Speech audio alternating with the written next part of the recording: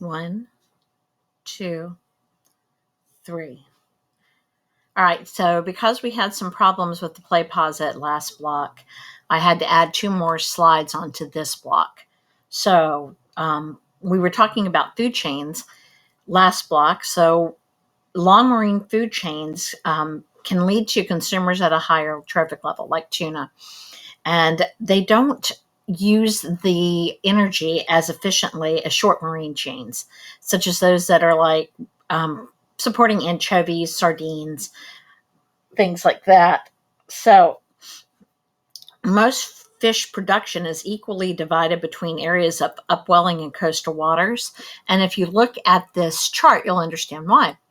Because in upwelling, it has an efficiency of 20%. So there's usually only 2 or 3 trophic levels when we're talking about the upwelling area, which means you're fishing for herring or sardines. On the shelf, it's a 15% efficiency, so 15% of the energy is passed along, and there's usually only 3 trophic levels, and they're fishing at the 3rd trophic level. Generally, things like herring, menhaden are on the shelf.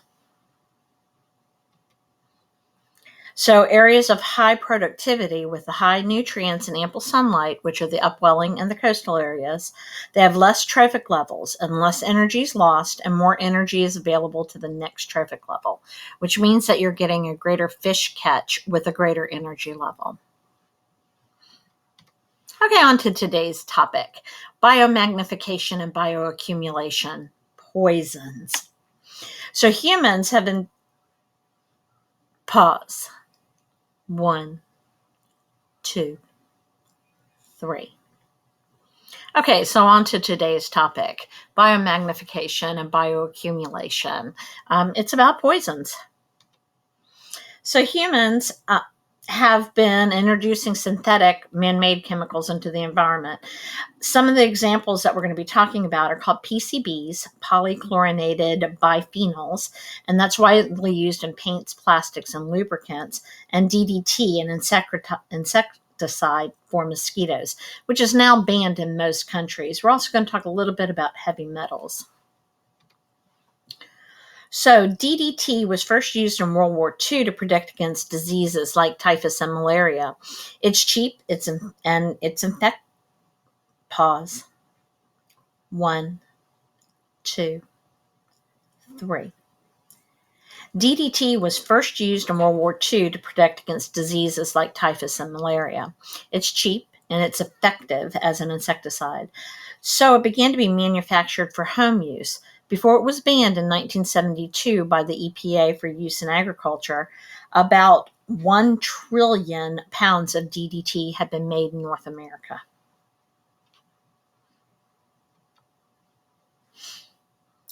This is shocking footage from the mid-1940s showing a huge group of people being sprayed with insecticide that contained DDT. The clips taken from several newsreels at the time show DDT being sprayed all over people blissfully unaware of the danger that they're in. The pesticide was being sprayed into gardens, over swimmers and pools, and around diners eating at a dining table. Scenes show the United States Army supplying DDT to the people of Naples towards the end of World War. Children are seen having the pesticide applied to their heads and inside their clothing. Allied forces used chemical to stop the spread of lice-borne typhus, which was prevalent in Italy between 1943 and 1945. In 1972, the Environmental Protection Agency banned the chemical use because of the adverse environmental effects, and it's now classified as a probable human carcinogen.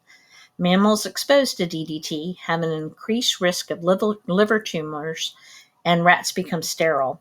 The Stockholm Convention bans DDT for all uses apart from attempts to stop the spread of malaria. DDT is found to have estrogenic effects. It causes reproductive disorders, and it weakens the shells of eggs, causing the eggs to break or not to hatch. It can also cause nervous system and immune system disorders in animals. This was the cause of a huge eagle decline in the 1960s, almost to the point of extinction. It's also affected pelicans and seagulls. DDT is still used today in African nations such as Zimbabwe and Ethiopia to control mosquitoes and the tsetse fly. These two insects cause serious diseases such as malaria and sleeping sickness. Okay, PCBs. PCBs were used widely in products like paints, plastics, and things like that as softening agents from the 1930s to the 1970s. It was banned in North America in 1977. There are 209 different chemical structures, however. PCBs interfere with human immune function, making an organism more susceptible to disease, for example, cancer. It was a huge threat to the orca population. The PCB load of orca whales is the highest in any in the world.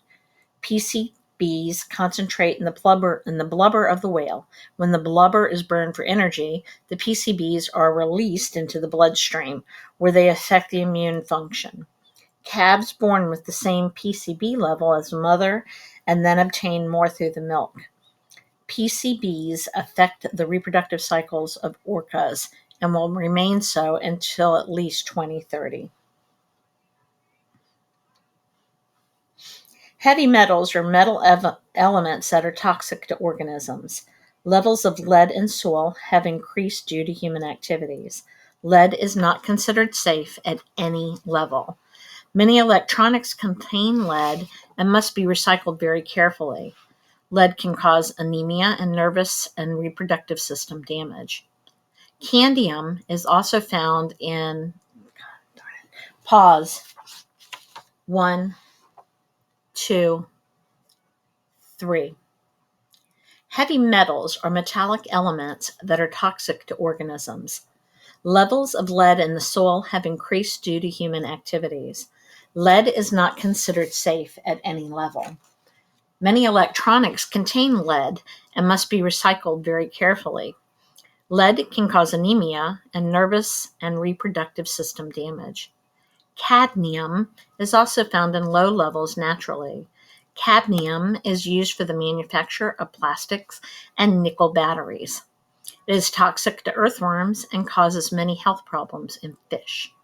In humans, the main source of cadmium is exposure to cigarette smoke. Cadmium causes lung diseases, cancer, and nervous and immune system damage. Mercury is also found naturally.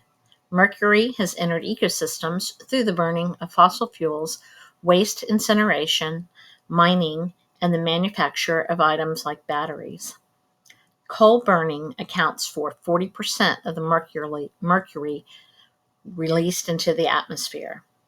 Mercury bioaccumulates in the brain, heart, and kidneys of many animals. Mercury compounds bioaccumulate in fish, adding risk for organisms eating fish. Fish with the highest levels of mercury are king mackerel, swordfish, tilefish, and shark. Fish and seafood with mid-range mercury levels include tuna, orange roughy, marlin, grouper, striped bass, or rockfish, and halibut. Both DDT and PCBs are called persistent organic pollutants, or POPs. This is because they take a long time to break down. The half-life, which is the time it takes for half of the substance to break down, is very long with these. The half-life for PCBs is 8 to 10 years. The half-life for DDT is 15 years. It's one of the reasons that it's still in our environment and still causing problems. Bioaccumulation happens at the base of the food web, usually with primary producers like plankton. These photosynthetic microscopic organisms absorb POPs directly through the seawater and then accumulate them in their bodies over time. The toxins build up in their tissues because they're being absorbed through the water at a faster rate than can be metabolized. In order for biomagnification to occur, the pollutant must be 1. Long-lived, 2. Mobile, 3. Soluble in fats, and 4. Biologically active. Pollutants that dissolve in fats persistent pollutants, are retained for a long time. Lipid or fat-soluble substances cannot be diluted, broken down, or excreted in the urine.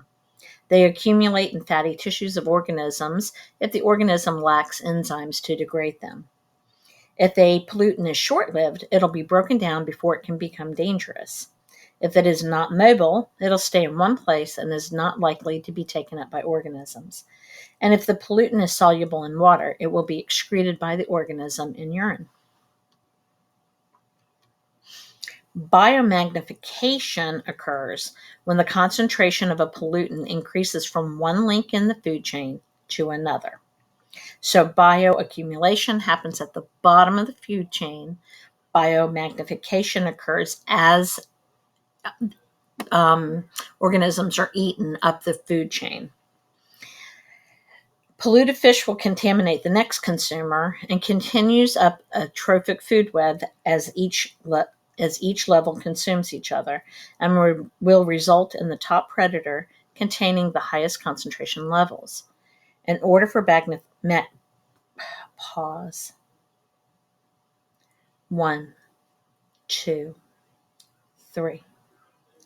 Biomagnification occurs when the concentration of a pollutant increases from one link in a food chain to the other. So bioaccumulation occurs at the base of the food chain. Biomagnification occurs as it's moving up the food chain. For example, polluted fish will contaminate the next consumer and continues up the trophic food web as each level consumes one another. And it will result in the top predator containing the highest concentration levels. In order for biomagnification to occur, the pollutant must be long-lived, mobile, soluble in fats, and biologically active. Organisms at the top of the food chain generally suffer greater harm from a persistent toxin or pollutant than those at the lower levels because at each level of the food chain, there is a lot of energy lost.